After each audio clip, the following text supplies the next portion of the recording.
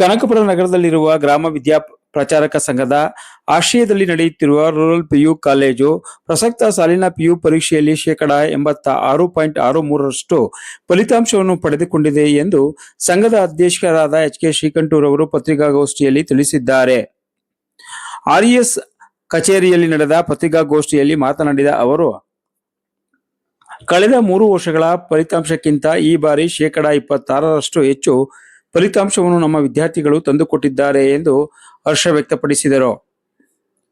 2025-26ನೇ ಸಾಲಿನ ಪಿಯು ಪರೀಕ್ಷೆಯಲ್ಲಿ ವಿಜ್ಞಾನ ವಿಭಾಗದಲ್ಲಿ ಶೇಕಡಾ 84ರಷ್ಟು ಫಲಿತಾಂಶವನ್ನು, ವಾಣಿಜ್ಯ ವಿಭಾಗದಲ್ಲಿ ಶೇಕಡಾ 89ರಷ್ಟು, ಕಲಾ ವಿಭಾಗದಲ್ಲಿ ಶೇಕಡಾ 84ರಷ್ಟು ಫಲಿತಾಂಶವನ್ನು ನಮ್ಮ ವಿದ್ಯಾರ್ಥಿಗಳು ಪಡೆದಿದ್ದಾರೆ ಈ ಬಾರಿ ಎಂದು ಹೇಳಿದರು. ಹಾಗೆಯೇ ಕಲಾ ವಿಭಾಗದಲ್ಲಿ ವಿಷ್ಣು ಪ್ರಸಾದ್ ಎಸ್ಎಂ ಎನ್ನುವ ವಿದ್ಯಾರ್ಥಿ ಶೇಕಡಾ 95.5ರಷ್ಟು ಅಂಕಗಳನ್ನು ಪಡೆದು ಜಿಲ್ಲೆಗೆ ಪ್ರಥಮ ಸ್ಥಾನವನ್ನು ಗಳಿಸಿದ್ದಾನೆ.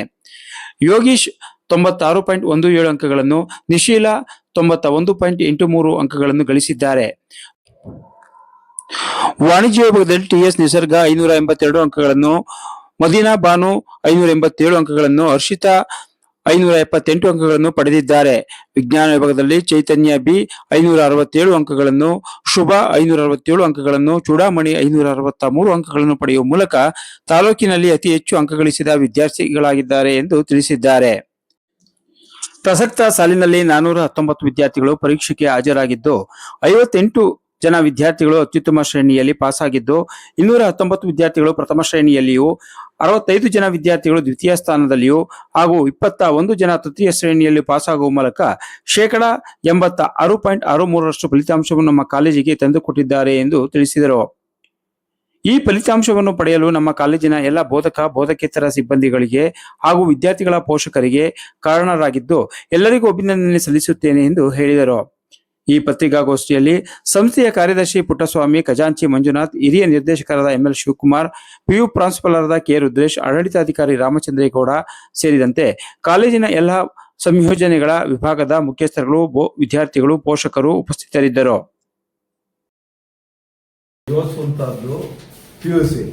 ಸೊ ನನಗೂ ಅನ್ನಿಸ್ತು, ಅಧ್ಯಕ್ಷನಾದ್ಮೇಲೆ ಎಲ್ಲೋ PUC ಎಡುತ್ತಾ ಇದ್ದೀವಿ ನಾವು ಈ ಪೇರೆಂಟ್ಸು ಸ್ಟೂಡೆಂಟ್ಸ್ನ ವಿಶ್ವಾಸವನ್ನು ಜಾಸ್ತಿ ಮೂಡಿಸುವಂಥ ಕೆಲಸ ಮಾಡ್ಬೇಕು. ನಾವು ಕ್ವಾಲಿಟಿ ಆಫ್ ಎಜುಕೇಷನ್ ಜಾಸ್ತಿ ಮಾಡಬೇಕು. ಹಾಗೆ ಒಳ್ಳೆ ರಿಸಲ್ಟ್ ಬರಬೇಕು. ಫೈನಲಾಗಿ ನಾವು ಏನೇ ಮಾಡಿದೆ ಅಂತ ಹೇಳ್ಕೊಂಡ್ರು ರಿಸಲ್ಟ್ ಹೇಳ್ಬಿಡ್ತದೆ.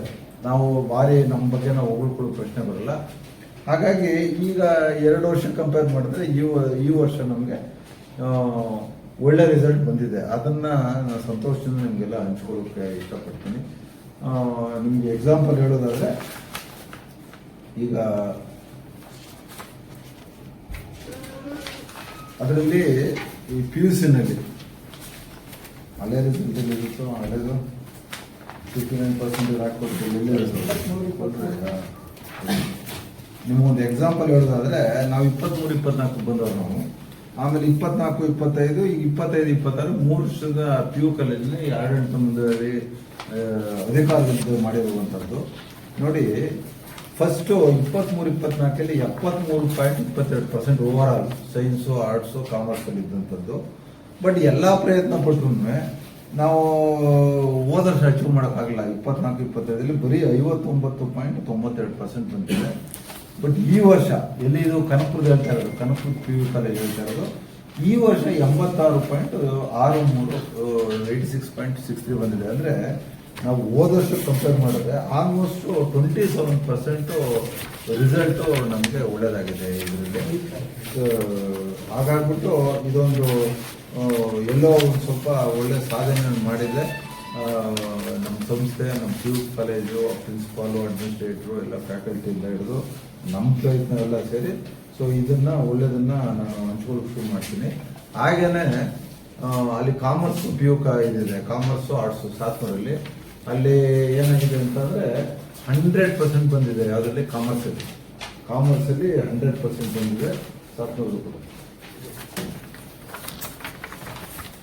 ಕಾಮರ್ಸು 100% ಬಂದಿದೆ. ಆರ್ಟ್ಸು 90.32 ಬಂದಿದೆ.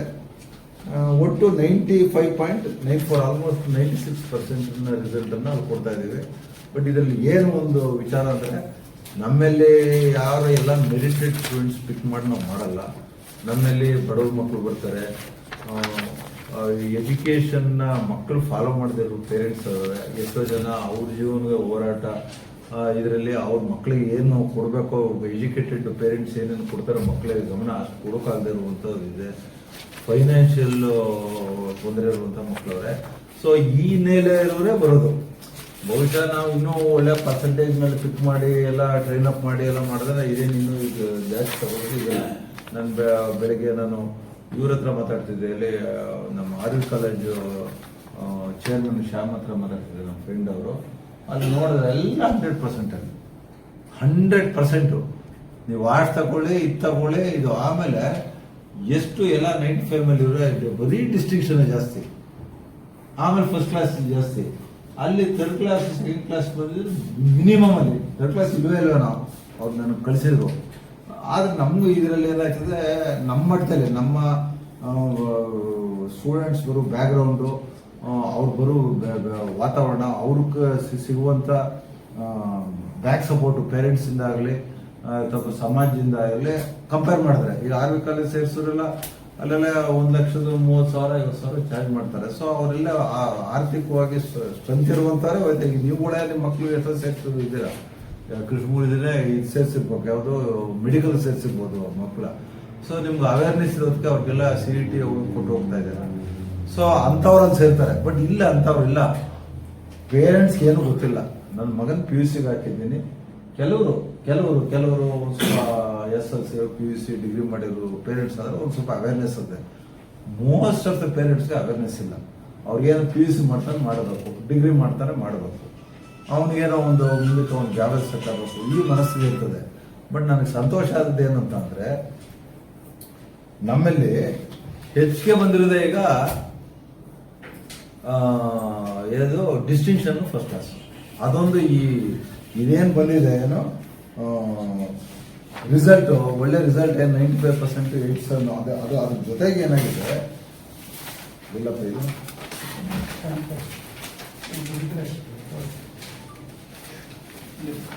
ಇದಲ್ಲಪ್ಪ ಡಿಸ್ಟಿಂಕ್ಷನ್ ಕೊಡಿ,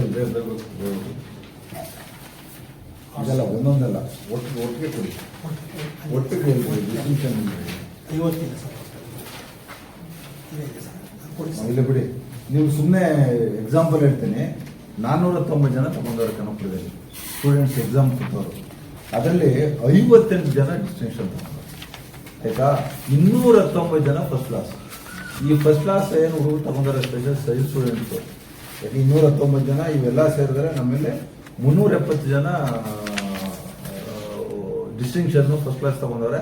ಇವ್ರಿಗೆಲ್ಲ ಮುಂದೆ ಹೈಯರ್ ಎಜುಕೇಷನ್ ಕೆರಿಯರ್ಗೆ ಭಾರಿ ಅನುಕೂಲ ಆಯ್ತದೆ. ಸೊ ಇದೊಂದು ಒಳ್ಳೆಯ ಬೆಳವಣಿಗೆ. ಎಷ್ಟು ಪರ್ಸೆಂಟೇಜ್ ಪಾಸ್ ಆಯ್ತು ಅನ್ನೋದು ಒಂದಷ್ಟೇ, ಅದು ಫಸ್ಟ್ ಸ್ಟೇಜು. ನೆಕ್ಸ್ಟ್ ಎಷ್ಟು ಜನ ನಾವು ಡಿಸ್ಟಿಂಕ್ಷನ್ ಪಾಸ್ ಮಾಡಿದೋ, ಎಷ್ಟು ಜನ ಫಸ್ಟ್ ಕ್ಲಾಸಲ್ಲಿ ಪಾಸ್ ಮಾಡೋದು ಅನ್ನೋದು ಇಂಪಾರ್ಟೆಂಟು. ನೋಡಿ, ಹಂಗೆ ಸೆಕೆಂಡ್ ಕ್ಲಾಸ್ 65 ಜನ, ಥರ್ಡ್ ಕ್ಲಾಸ್ ಬರೀ 21 ಜನ. ಅಂದರೆ ಮಿನಿಮಮ್. ಇದ್ರಲ್ಲಿ ಏನಾಗ್ತದೆ, ಕೆಲವರು ಕ್ಲಾಸ್ ಬರಲ್ಲ, ಒಂದು ಸ್ವಲ್ಪ ಪೋಲಿನ ಇರ್ತಾರೆ ಹುಡುಗರು, ರಾಂಗ್ ಸೈಡ್ ಇರ್ತಾರೆ, ಇದರಿಂದ ಹೋಗಲ್ಲ, ಸ್ಟಡೀಸಿಂದ ಹೋಗೋರು ಒಂದು ಒಳ್ಳೆ ಇರ್ತದೆ. ಸೊ 23 ಜನ ತಗೊಂಡ್ರೆ ಅವರಷ್ಟೇ. ಹಾಗಾಗ್ಬಿಟ್ಟು ಒಟ್ಟಾರೆ ಏನು ಹೇಳ್ತದೆ ನಿಮಗೆ ಅಂದರೆ, ನೀವು 490 ಜನದಲ್ಲಿ ನೀವು 370 ಜನ ನಿಮಗೆ ಡಿಸ್ಟಿಂಕ್ಷನ್ ಫಸ್ಟ್ ಕ್ಲಾಸ್ ಕೊಟ್ಟಾರಂದ್ರೆ ಇದೊಂದು ದೊಡ್ಡ ಅಚೀವ್ಮೆಂಟ್ ಅಂತ ಹೇಳಿದ್ದೀನಿ. ಹಂಗೇನೆ ಸಾಥ್ ಎಷ್ಟಪ್ಪ ಎಲ್ಲಿರಬೇಕು ಟೇಬಲ್ ಕೊಡಿ.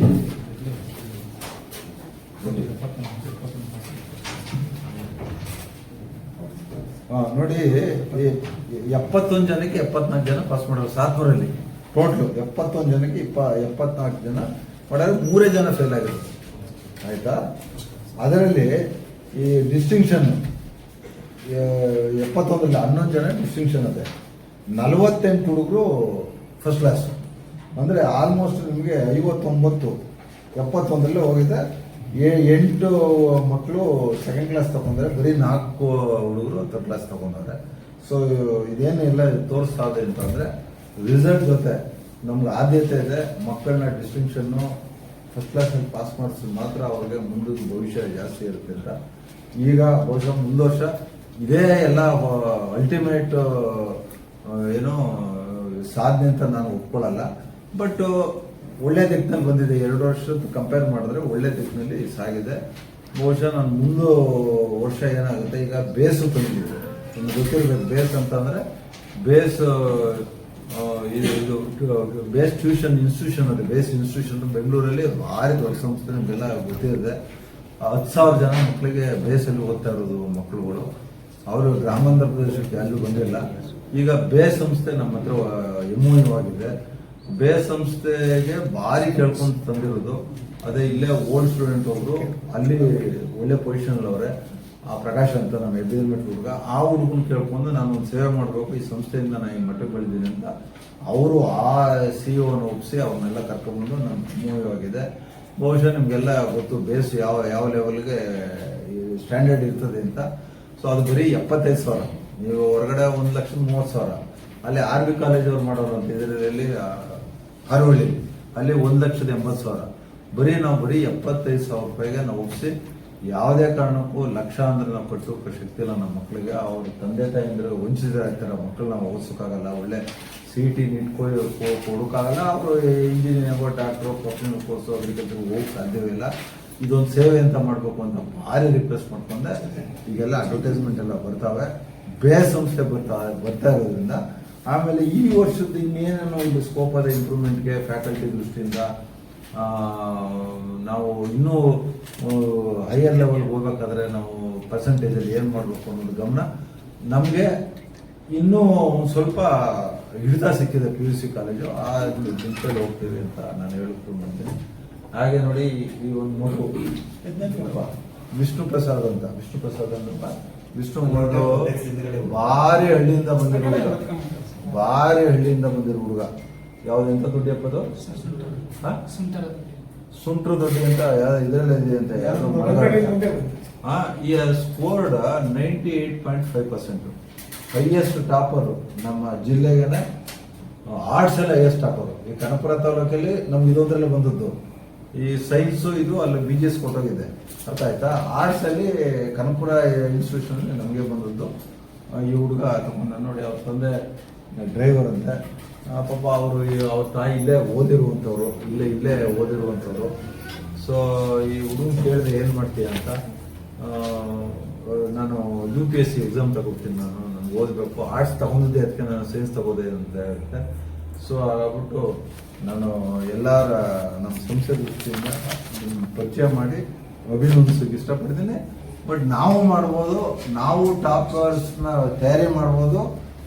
ಹೆಚ್ಚಿನ ಪರ್ಸೆಂಟೇಜ್ ತಗೊಳ್ಳುವಂಥ ಶಕ್ತಿ ಈ ಕರಿಯಪ್ಪನವ್ರ ಇನ್ಸ್ಟಿಟ್ಯೂಷನ್ನ ಒಳ್ಳೆ ದಿಕ್ಕಲ್ಲಿ ಹೋದ್ರೆ ಆಗ್ಬೋದು ಅನ್ನೋದಕ್ಕೆ ಈ ವಿಷ್ಣು ಪ್ರಸಾದ್ ಬಹುಶಃ ಒಂದು ಉದಾಹರಣೆ ಅಂತ ತಿಳ್ಕೊಂಡಿದ್ದೀನಿ.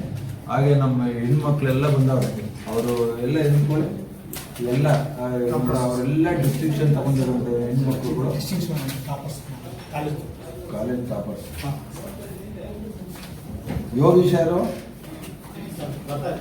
ಬರ್ತಾ ನೋಡಿ, ಅವನು ಇವ್ರು 98.5 ಆರ್ಟ್ಸ್ ಅಲ್ಲಿ, 96.17 ಯೋಗೇಶ್. ನಿಸಿದ 91.83. ಯಾರಮ್ಮ ಕರ್ಕೊಬರ್ಬೇಕು ಆಯ್ತಾ. ಆಮೇಲೆ ಕಾಮರ್ಸ್ ಇದರಲ್ಲಿ ನಿಸರ್ಗ. ನೀನಮ್ಮ ಯಾವ ತಟ್ಗುಪ್ಪೆ ನೋಡಿ, ಎಲ್ಲ ಇಂಟೀರಿಯರ್ ವಿಲೇಜ್ ಇಂದ. ಈ ಹುಡುಗಿ 96.83%. ಅಲ್ಲ ನಿಸರ್ಗ ಅಲ್ಲ 97% ತಗೊಂಡ್ರೆ ಕಾಮರ್ಸಲ್ಲಿ. ಮದೀನಾ ಬಾನು ಬಂದಿಲ್ಲ, 96.83. ಹರ್ಷಿತಾ 96.33. ಅಂದರೆ ಇವರೆಲ್ಲ ಎಬೋ 95% ಇರುವಂಥ ಮಕ್ಕಳುಗಳು ಟಾಪರ್. ಹಾಗೇನೆ ಸೈನ್ಸಲ್ಲಿ ಚೈತನ್ಯ 94.50 ತಗೊಂಡ್ರೆ, ಶುಭ 94.50 ಸೇಮ್ ಇದು. ಇನ್ನೊಂದು ಚೂಡಾಮಣಿ, ಇನ್ನೊಂದು ಮಗು 93.83% ತಗೊಂಡಿದೆ. ಅಂದರೆ ಇವರೆಲ್ಲ ನಮ್ಮಲ್ಲಿ ಟಾಪರ್ಸು. ಬಹುಶಃ ಇದೇನು ಸ್ಪೆಷಲಿ ಸೈನ್ಸ್ ನೋಡ್ತಾ ಇದ್ದೀರಲ್ಲ, ಇವ್ರಿಗೆ ಬೇಸನ್ನು ನಾವು ಟ್ಯೂಷನ್ ಕೊಟ್ಟು ಟ್ರೈನ್ ಅಪ್ ಮಾಡಿದ್ರೆ ಇವ್ರು ಇನ್ನೂ ಒಂದು 3-4% ಜಾಸ್ತಿ ಅಷ್ಟು ಪೊಟೆನ್ಷಿಯಲ್ ಇರುವಂಥದ್ದು.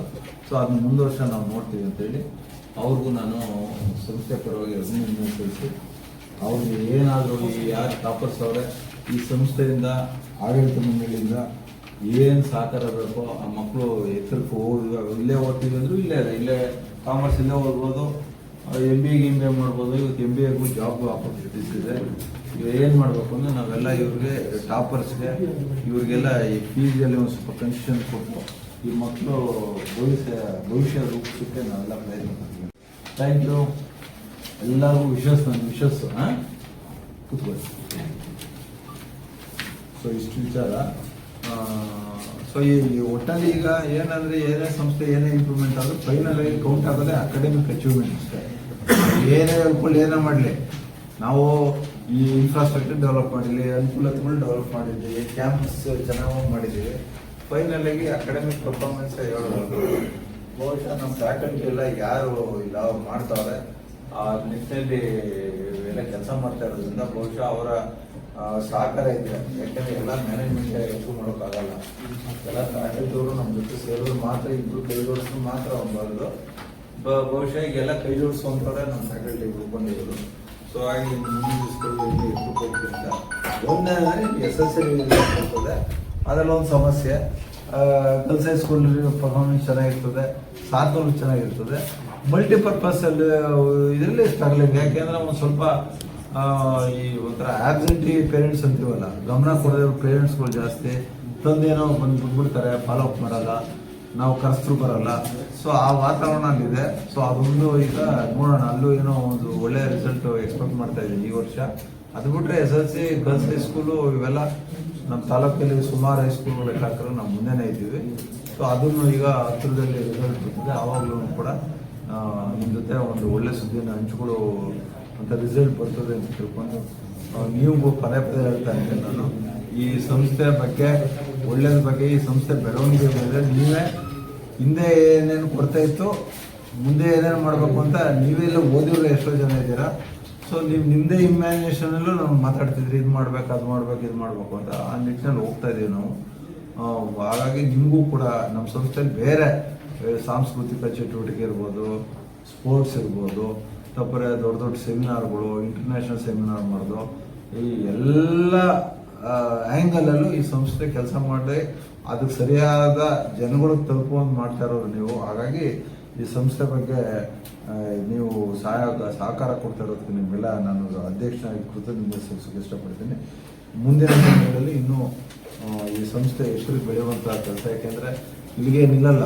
ಈಗ ನಾನು ಹೇಳಿದ್ದೆ, ನಾನು ಈಗ ಅಗ್ರಿಕಲ್ಚರ್ ಕಾಲೇಜ್ ಚೆಂದಾಯಿತು, ಈಗ ಅದು ಹೇಳ್ತಾ ಇದ್ದೀನಿ. ಈಗ ಡಿಪ್ಲೊಮಾ ಇನ್ ಅಗ್ರಿಕಲ್ಚರ್ ತರ್ತಾ ಇದ್ದೀವಿ. ಯಾಕೆಂದರೆ ನಮ್ಮಲ್ಲಿ ಏನು ಮೇಜರ್ ಪ್ರಾಬ್ಲಮ್ ಅಂದರೆ ಇಂಥ ಮಕ್ಕಳೆಲ್ಲ ಓದಿ ಎಲ್ಲರೂ ಸೆಟ್ಲ್ ಆಗ್ತಾರೆ ಮೆರಿಟೆಡ್. ಈ SSLC ಫೇಲ್ ಆದವರು, ಪಾಸ್ ಆದವರು, PUC ಫೇಲ್ ಆದವರು, ಪಾಸ್ ಆದವರು, ಡಿಗ್ರಿ ಮಾಡಿದವರು ಊರು ಸೇರ್ಕೊತಾರೆ. ಸೊ ಅದಕ್ಕೇನಾದ್ರು ಉತ್ತರ ಹುಡುಕಬೇಕು ಅಂತಲೇ ಪ್ರಯತ್ನ. ಅದು ಈಗ ಡಿಪ್ಲೊಮಾ ಇನ್ ಅಗ್ರಿಕಲ್ಚರ್ ಅಷ್ಟೇ, ಅದಕ್ಕೆ SSLC PUC ಇದ್ರೆ ಸಾಕು, ಓಕೆ ಸೇರ್ಕೋಬೋದು. ಅರ್ಥ ಆಯ್ತಾ? ಹಾಗೇನೆ ಈಗ ಇನ್ನೊಂದು ಒಳ್ಳೆ ಬೆಳವಣಿಗೆ ಆಯ್ತಾ ಇದೆ. ಈಗ ನಿಮಗೆ ಹೇಳಿದ್ದೆ, ಟಾಟಾ ಟೆಕ್ನಾಲಜೀಸ್ ಬಂದಿದ್ರು. ಈಗ ಸಾತ್ನೂರು ಏನು ಕ್ಯಾಂಪಸ್ ಇದೆ ಅದೆಲ್ಲ ರೆಡಿ ಮಾಡ್ತಾ ಇದ್ದೀವಿ. ಸೊ ಅವರು ಒಂದು ಸ್ಕಿಲ್ ಸೆಂಟರ್ನ ಇದು ಮಾಡೋಕ್ಕೆ ಒಂದು ಜಾಯಿಂಟ್ ವೆಂಚರ್ಗೆ ಅದು ಫೈನಲೈಸ್ ಆಗೋಕ್ಕೆ ಈ ತಿಂಗಳೆಲ್ಲ ಮುಂದೆ ತಿಂಗಳೆಲ್ಲ ಬರ್ತಾರೆ. ಅದಕ್ಕಿಂತ ಇಂಪಾರ್ಟೆಂಟ್ ಬೆಳವಣಿಗೆ ಇನ್ನೊಂದಾಯಿತು. ನನಗೆಲ್ಲ ಈ ಶ್ಯಾಮು RV ಇನ್ಸ್ಟಿಟ್ಯೂಟ್ ಚೇರ್ಮನ್ ನಮ್ಗೆ ಸಹಕಾರ ಕೊಡ್ತಾರೆ. ಬಜಾಜ್ ಆಟೋ ಅಂತ ಕೇಳಿರ್ಬೇಕು ನೀವು. ಬಜಾಜ್ ಸ್ಕೂಟ್ರ್ ಇದೆ, ಮೋಟ್ರ್ ಬೈಕ್ ಇದೆ, ಆಟೋ ಇದೆ, ಅವ್ರದೇನೋ ಬೇರೆ ಬೇರೆ ಯೂನಿಟ್ಸ್ ಇದೆ. ಈಗ ಅವರು ಕೂಡ ಬರ್ತಾವ್ರೆ. ಅವರು RV ಇನ್ಸ್ಟಿಟ್ಯೂಷನ್ಗೆ 8 ಕೋಟಿ ಕೊಟ್ಟೀಗ ಯಾರು ಇಂಜಿನಿಯರಿಂಗ್ ಮಾಡ್ತಾರೆ ಅವ್ರಿಗೊಂದು ಕೋರ್ಸ್ ಮಾಡಿಕೊಡ್ತಾರೆ ಬಜಾಜ್ ಆಟೋದವರು. ಅವ್ರಿಗೆಲ್ಲ ಏನಂದರೆ ಅವ್ರ ಮ್ಯಾನುಫ್ಯಾಕ್ಚರ್ ಯೂನಿಟಿಂದ ಹಿಡಿದು, ಈ ಸರ್ವಿಸ್ ಸೆಂಟ್ರ್ಗಳಿಂದ ಹಿಡಿದು, ರಿಪೇರಿ ಮಾಡೋದು ಅವರೇ ಮಾಡೋದ್ರಿಂದ ಹಿಡಿದು ಎಲ್ಲ ಇಂಜಿನಿಯರಿಂಗ್ ಗ್ರ್ಯಾಜುಯೇಟ್ಗೆ ಟ್ರೈನಿಂಗ್ ಕೊಡ್ತಾರೆ. 8 crores ಕೊಟ್ಟವ್ರೆ. ನಾನು ಕೇಳಿದ್ದೆ, ನಮ್ಮದು ಏನಾದ್ರು ನೋಡಿದ್ರೆ ಅಂತ ನಾನು ಒತ್ತಡ ಆಗ್ತಾ ಇದ್ದೀನಿ. ಸೊ ಈಗ ನಿಮ್ಗೆ ಗೊತ್ತಿರಲಿ, ಈಗ ಅವ್ರಿಗೆ ಒಪ್ಕೊಂಡವ್ರೆ. ಬಜಾಜ್ ಆಟೋದಲ್ಲಿ ನಮ್ಮ ಸಾತ್ನೂರಲ್ಲಿ ಅವರು ಒಂದು ಯೂನಿಟ್ ಮಾಡಿಕೊಡ್ತಾರೆ. SSLC ಪಾಸು ಫೇಲು PUC ಹುಡುಗರಿಗೆ, ಯಾರು ಡಿಗ್ರಿನವರು ಹೋಗಿ ಸೇರ್ಕೋಬೋದು. ತಪ್ಪರೆ ಯಾರಾದರೂ ಮೆಕ್ಯಾನಿಕಲ್ ಶಾಪ್ ಇಟ್ಕೋಬೋದು. ಆಮೇಲೆ ಇಲ್ಲ ಅಂತಂದರೆ ಅವರೇ ಜಾಬ್ ಕೊಡ್ತಾರೆ.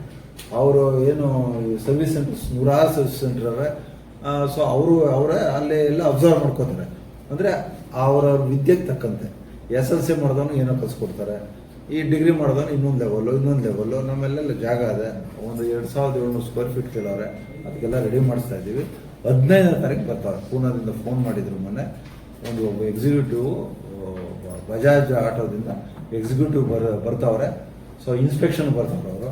ಸೊ ಅದೊಂದು ಫೈನಲೈಸ್ ಆಗೋ ಸಾಧ್ಯತೆ ಇದೆ.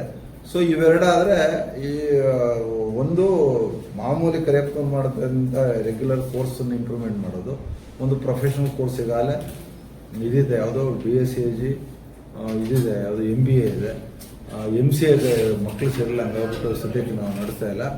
ಈಗ ಇನ್ನೊಂದು ಜಾಬ್ ಓರಿಯೆಂಟೆಡ್ ಕೋರ್ಸನ್ನು ನಾವು ಮಾಡ್ತಾ ಇದ್ದೀವಿ. ಸೊ ಅದು ಆಗುತ್ತೆ. ಸೊ ಹಂಗಾಗ್ಬಿಟ್ಟು ಎಲ್ಲ ದಿಕ್ಕಿನಲ್ಲಿ ನಾವು ಬೆಳವಣಿಗೆ ಮಾಡ್ತಾ ಇದ್ದೀವಿ. ಇದಕ್ಕೆಲ್ಲ ತಮ್ಮ ಸಹಕಾರ ಮುಂದೆ ಅಗತ್ಯ ಅಂತ ಹೇಳಿ ಎಲ್ಲರಿಗೂ ನಾನು ನಮಸ್ಕಾರ ಮಾಡೋಕ್ಕೆ ಇಷ್ಟಪಡ್ತೀನಿ.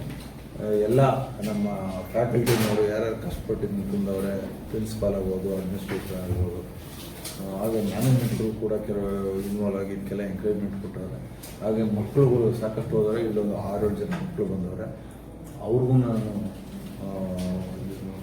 ಶಾರದೆ ಆಶೀರ್ವಾದ ಇನ್ನೂ ಹೆಚ್ಚಿನ ಮಟ್ಟಕ್ಕೆ ಮಕ್ಕಳಿಗೆ ಹೋಗಲಿ ಅಂತೇಳಿ, ಆ ಪೇರೆಂಟ್ಸು ಅಷ್ಟೇ ಕೊನೆ ಹಂತ ತಲುಪೋರ್ಗೂ ಮಕ್ಕಳನ್ನ ಕೊನೆ ಹಂತ ತಲುಪಿಸೋರ್ಗೂ ಬಿಡಬಾರ್ದು.